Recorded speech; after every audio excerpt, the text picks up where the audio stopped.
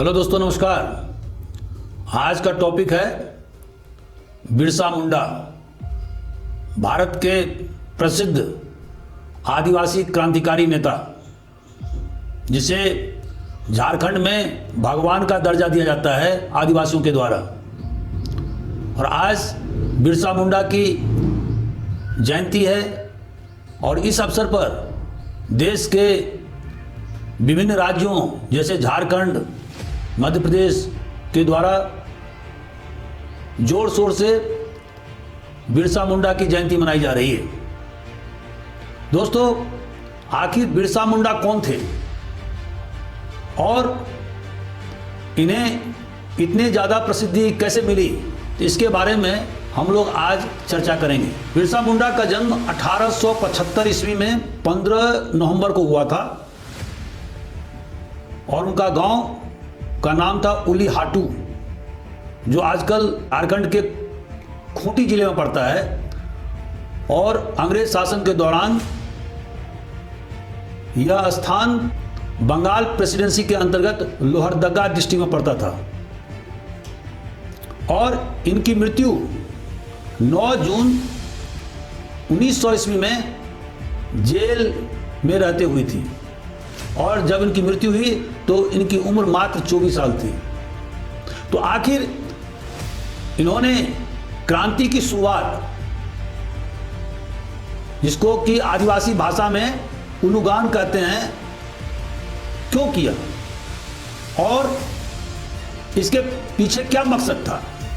तो दोस्तों, जैसा कि आप जानते हैं कि ब्रिटिश सरकार के हिंदुस्तान में कब्जा होने के बाद उन्होंने छोटा नागपुर, जिसे आजकल झारखंड कहा जाता है, उन इलाकों को पूरी तरह से अपने कब्जे में ले लिया।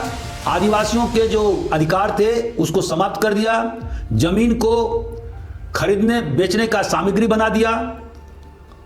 और जो ओरांव और मुंडा के प्रमुख होते थे, जिनका कि जमीन पर प्रोप्राइटरी राइट्स होता था, उसको वर्चुअली मजदूर बना दिया गया।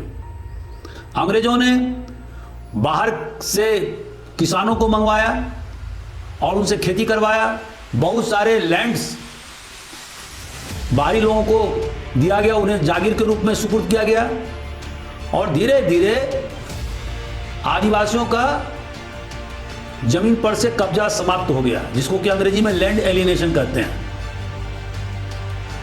इतना ही नहीं, आप जानते होंगे कि मध्य भारत में बहुत सारा हिस्सा जंगल से आच्छादित है, तो उन्होंने रिजर्व फॉरेस्ट बनाया और वहां पर आदिवासियों के लिए मनाही कर दिया गया कि वह उसके अंदर नहीं जा सकते हैं, अपने मवेशी को नहीं चरा सकते हैं, वहां से लकड़ी नहीं काट सकते हैं। इसके अलावा उन्होंने शिफ्टिंग कल्टीवेशन पर भी रोक लगाया।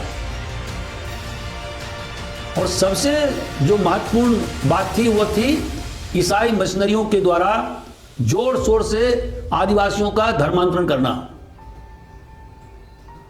और इस कारण से बिरसा मुंडा अंग्रेज सरकार के खिलाफ हो गए। उन्होंने अपने आप को भगवान घोषित किया। मुंडा लोग उनको धरती आबा कहने लगे, मतलब फादर ऑफ द लैंड। और उन्होंने अंग्रेज सरकार के खिलाफ 1899 में क्रिसमस के समय क्रांति का ऐलान किया। और इस क्रांति में 7000 आदिवासी शामिल थे। और इसका मोडस ऑपरेंडाई था, माने युद्ध लड़ने की तरीका हुआ था गुरिल्ला, माने छापामार युद्ध। लेकिन अंग्रेजों के ताकत के सामने में बिरसा मुंडा की गुरिल्ला सेना हार गई। हालांकि बिरसा मुंडा भागने में सफल हुए, लेकिन कुछ ही दिनों के बाद में उन्हें अरेस्ट कर लिया गया और जेल में सजा काटने के दौरान उनकी मृत्यु 9 जून 1900 ईस्वी में हो गई। उनके मृत्यु के साथ ही आदिवासियों का आंदोलन तितर बितर हो गया। लेकिन ऐसा नहीं है कि केवल बिरसा मुंडा ने ही हमारे देश में अंग्रेजों के खिलाफ में आंदोलन चलाया। यदि ब्रिटिश भारत के इतिहास को आप देखें तो आपको पता लगेगा कि अगर किसी कौम ने सबसे ज़्यादा अंग्रेजी शासन के खिलाफ में युद्ध किया, उपद्रव किया, उन्हें चैलेंज दिया, तो वो था आदिवासी कम्युनिटी, चाहे वो मेनलैंड इंडिया का हो, चाहे वो नॉर्थ ईस्टर्न रीजन के आदिवासी हों। ब्रिटिश भारत में आदिवासियों ने अनेक प्रकार के ब्रिटिश भारत में आदिवासियों ने समय समय पर अंग्रेजी शासन को चैलेंज किया। सबसे पहले पहाड़ियास जो राजमहल डिस्ट्रिक्ट में रहते थे, उन्होंने विद्रोह किया था। उसके बाद में चुआर अपराइजिंग जो मिदनापुर डिस्ट्रिक्ट वेस्ट बंगाल में पड़ता है, वहाँ पर उन्होंने विद्रोह किया। हो और मुंडा आदिवासियों ने 1820 से लेकर 1837 तक विद्रोह किया था। उसी तरह से संथाल लोगों ने 1856 में विद्रोह किया था, जिसके कारण से अंग्रेजों को झुकना पड़ा और संथाल परगना अलग से जिला घोषित करना पड़ा। भील लोगों ने पश्चिमी घाट इलाके में अंग्रेजों को के खिलाफ लोहा लिया। उसी तरह से रामोजी जो सतारा डिस्ट्रिक्ट जो महाराष्ट्र में पड़ता है, उसके आसपास के इलाकों में अंग्रेजों से युद्ध किया। कहने का आशय यह है कि आदिवासियों ने समय समय पर अंग्रेजों से लोहा लिया। उसी तरह से उत्तर पूर्व के आदिवासियों ने अंग्रेजों के विरुद्ध युद्ध किया, जैसे कि खासी विद्रोह, जैसे अहम विद्रोह। लेकिन जितने भी आदिवासी विद्रोह हुए वो सब के सब फेल हो गए, और उसका कारण यह था कि सम्यक रूप से, संगठित रूप से आदिवासियों के द्वारा अंग्रेजों से लोहा नहीं लिया गया। बहुत सारे आदिवासी अंग्रेजों के मुखबिर के रूप में काम करते थे और सही लोकेशन की जानकारी उनके द्वारा दिया जाता है। जैसे बिरसा मुंडा को चक्रधरपुर जो आजकल झारखंड में पड़ता है, उसके जंगल से पकड़ा गया और यह बिना मुखबिरी के संभव नहीं था।